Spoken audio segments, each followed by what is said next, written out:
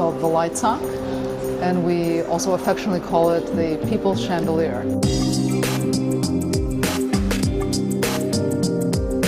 The purpose of Crystal Palace is really to reinvent the concept of the chandelier, but to also show what role Swarovski crystal can play in the creative process that designers usually go through when developing new products.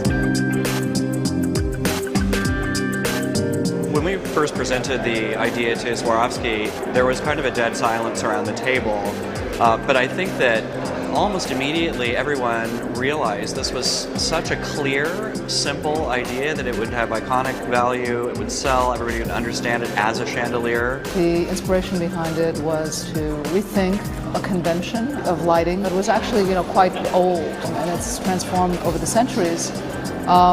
It's at a point where the chandelier has kind of lost its luster and lost its edge, and we wanted to see if we could reinvent it in a way that's a little bit more characteristic of our time.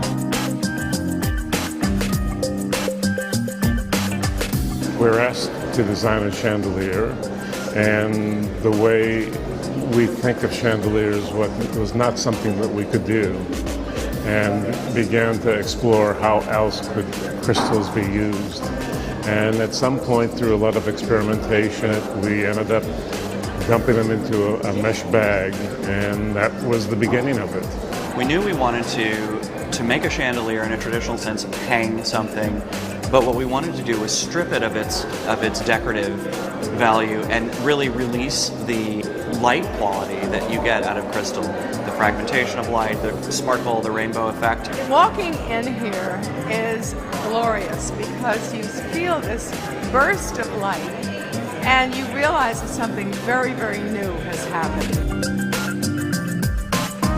We wanted something to hold on to the sparkle, but be tough. It's something I would want to hang over at my own table. Something that would be more contemporary in today's world, because most of the crystals, when I see all the pendants hanging down, I think Versailles, it's a throwback. I think we wanted to push, at least from my point of view, we wanted to push forward. I think it's really so unusual and interesting and exciting, because what Dillers Cofidio did was they actually broke down the idea of a chandelier. A chandelier is a structure that holds these crystals, but instead they're just offering a bag of them, almost a random bag of sort of by weight. They've undermined the concept of what a chandelier is and supposed to be. So I think they've turned it into a type of conceptual work. And so it's exciting because it's an idea, and the idea is basically undoing what was supposed to be.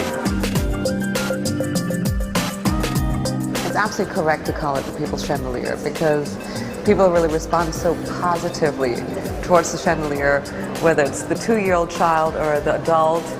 And, I think people are left in awe, or people stand in front of the product in awe.